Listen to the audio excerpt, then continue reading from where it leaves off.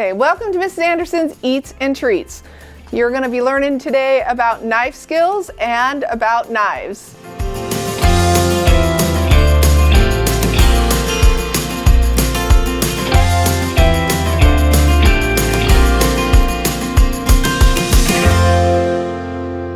What I need to do now is show you how to finely mince a clove of garlic. You're going to take off the paper parts. And they go into your, they go into your trash bucket. Okay. And then I have my usables that I can use later. So the paper goes in there. I am going to take and cut off the root end of this clove of garlic. You just want to cut it off. Now that didn't cut very well. It's very heavy. Tough. All right, now it has this paper piece on the outside. You're going to put it with the curved side down. Lay your knife on top of it. Press your hand on it and give it a little crunch, and that will release the paper from around the outside edge. If it doesn't, you may have to do it more than once. If you have to do a lot of garlic, I suggest you do it, you can put it in a jar and shake it up. All right, so now we have our garlic. We are going to, using our chef's knife, we are going to cut it across the grain. This is a huge clove of garlic. And then we're going to finely mince it, and you're going to be rocking it back and forth with your hand, keeping your fingers out of the way. And we want it super, super fine.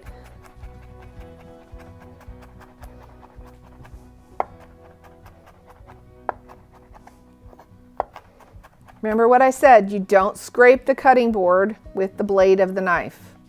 So if you feel the need to scrape it together to stack it back up, use the back of the knife.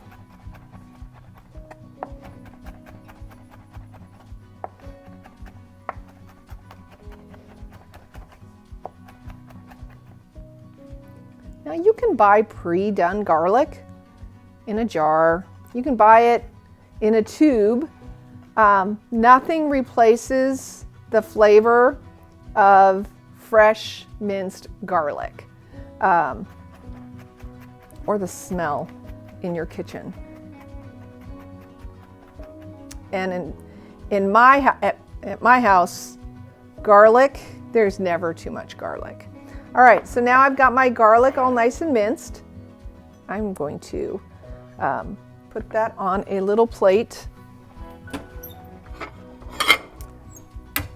so that it's out of the way. It's not big enough to need to put it in a container.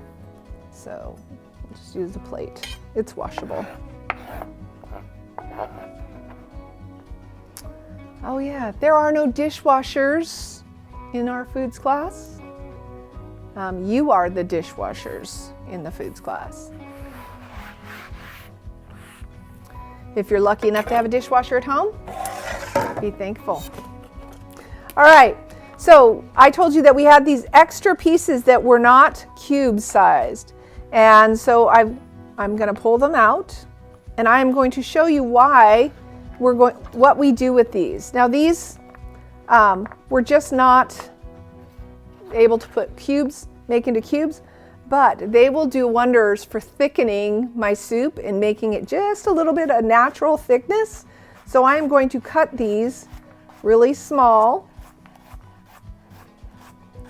and they're going to go in with the soup, but they're going to cook down a lot faster than what the rest of the bigger potatoes are going to cook.